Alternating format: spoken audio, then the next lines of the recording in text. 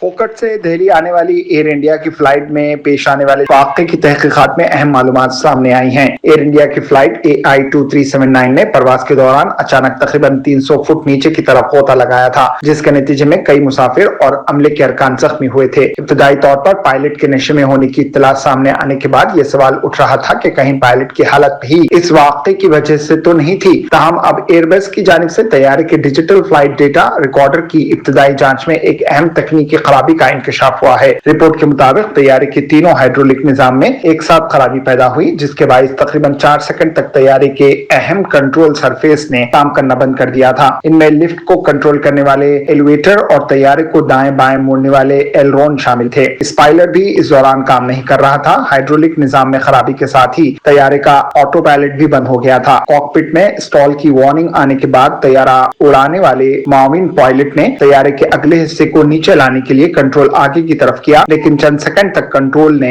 इस हुक्म पर रद्द अमल नहीं दिया। इसके बाद हाइड्रोलिक निजाम दोबारा बहाल हो गए और तैयारे पर कंट्रोल वापस आया, लेकिन इस दौरान तैयारा तेजी से नीचे आया, जिसकी वजह से मुसाफिर और अमले के अरकान अपनी निशिस्तों से उछल गए और कई अफराद जख्मी हुए। माहिरीन के मुताबिक तैयारी की परवाजों को परवाज बरकरार रखने के लिए मुनासिब मिकदार में ऊपर की जानिब कुव्वत पैदा करना जरूरी होता है। अगर यह कुव्वत कम हो जाए तो इसे इंस्टॉल के खतरनाक सूरत हाल कहा जाता है। ऐसी सूरत हाल में तैयारे की नाक नीचे करना आमतौर पर एक तरबियत याफ्ता अमल है, लेकिन इस वाक़े में हाइड्रोलिक निजाम के आर्जी तौर पर काम न करने की वजह से कंट्रोल इनपुट का फौरी असर नहीं हुआ। एयर इंडिया के तैयारे का डेटा फ्रांस के शहर टोलोज में मौजूद एयरबस के मुस्तकिल मुआविनती मरकज को भेजा गया था। एयरबस ने इब्तदाई रिपोर्ट में हाइड्रोलिक निजाम से मुताल्लिक एक दबाव वाले सेंसर में खराबी की निशानदेही की, ताहम तैयारे में पैदा होने वाली खराबी की असल वजह अभी सामने नहीं आई है। अब एयरबस और फ्रांस के शहरी हवाबाजी तहकीकाती एजेंसी के माहिरीन भी दिल्ली पहुंचकर तैयारे और इसके निजाम की जांच कर रहे हैं। हिंदुस्तान का तैयारा हादसाती तहकीकाती ब्यूरो इस पूरे मामले की निगरानी कर रहा है। तहकीकाती हुक्काम ने वाज़ेह किया है कि फिलहाल किसी एक वजह को हादसे का हतमी सबब करार नहीं दिया जा सकता। पायलट के मुताल्लिक सामने आने वाली इत्तलात और तैयारी की तकनीकी खराबी दोनों पहलुओं की